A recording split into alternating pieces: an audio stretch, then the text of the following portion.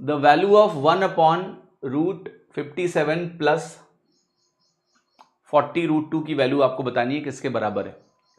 अब देखो यहां पर एक काम हम ये कर सकते हैं कि अप्रोक्सीमेशन का अगर यूज करना चाहें तो ये रूट में क्या है 57, और अगर आप इसको सोचें 1.414 टेंटेटिवली और इसको आपको 40 से गुणा करना है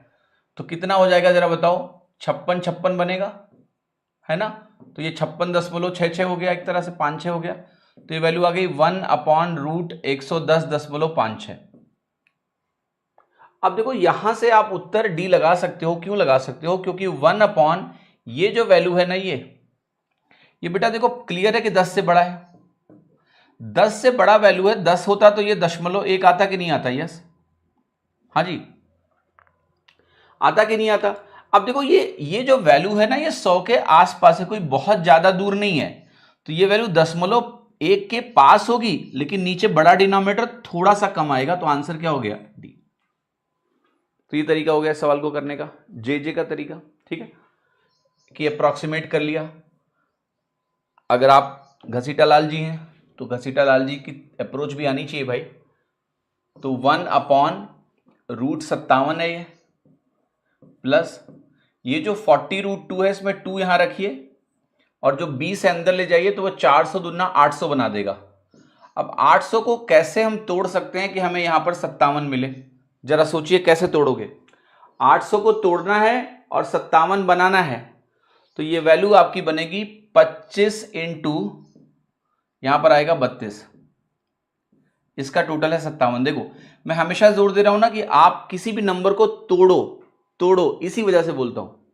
क्योंकि एग्जाम में क्या होता है ना, जब ऐसे स्क्वायर रूट निकालने को आएगा तो वहां अंडर प्रेशर कर नहीं पाओगे अगर प्रैक्टिस नहीं होगी तो, ठीक है ये ध्यान रखना आपको। फैक्टराइजेशन मेरा बेटा कक्षा 9 से बहुत मजबूत है, गणित कोई खास नहीं थी मेरी, रटा ही था मैंने, बट कक्षा 9 में जब मैं था तो मैं एक ही चीज सीख गया था, वो था फैक्टराइजेशन। मुझे इतना मजा आता था कि मुझे कोई भी फैक्टराइजेशन दे दो, ऐसे चुटकियों में बता देता था मैं कि कैसे तोड़ने से बनेगा, ठीक है। हमारे टीचर भी परेशान हो गए थे कि इसको क्या हो गया, पागल हो गया, और कुछ ज़्यादा नहीं आता था हमको, 9th-10th में रटने वाला ही काम था, लेकिन ये एक तमीज़ की चीज़ हमने सीख ली थी, फैक्टराइज करके देखने की कला। तो आप भी थोड़ा सा काम करोगे तो ये चीज़ आ जाएगी आपको।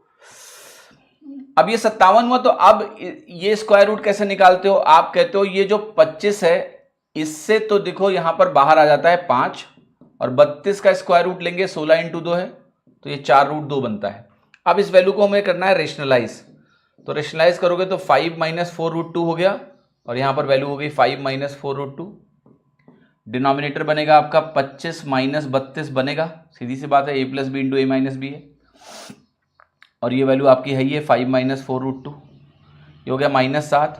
तो 5 - 4√2 बटे क्या है -7।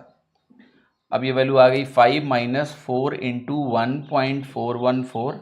डिवाइडेड बाई -7, वही कहानी है, 14 को 56, तो आपका वैल्यू बनेगा 0.656, क्योंकि 5 कट जाएगा, और यहाँ माइनस है, यहाँ भी माइनस है, 10.7 कट जाएगा, माइनस से माइनस कटेगा, फिर दशमलव लगाया,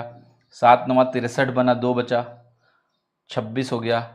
फिर क्या कहोगे आप, 7 × 3 = 21 बोला, 7 × 7 = 49 बना, 0.937 एग्जैक्टली आ जाएगा। So you can clearly see that J का जो ऑब्जर्वेशन है वो अच्छा है कि नहीं है भाई। अप्रॉक्सीमेट करो ना, और अप्रॉक्सीमेट करके वैल्यू देखो, वैल्यू में गैप ठीक ठाक था, ऐसा नहीं था कि, ठीक है दशमलव में छोटी छोटी वैल्यूज हैं, पर जब दशमलव एक ही स्थान पे है तो आपके लिए ऑप्शन पता है किस तरह का है,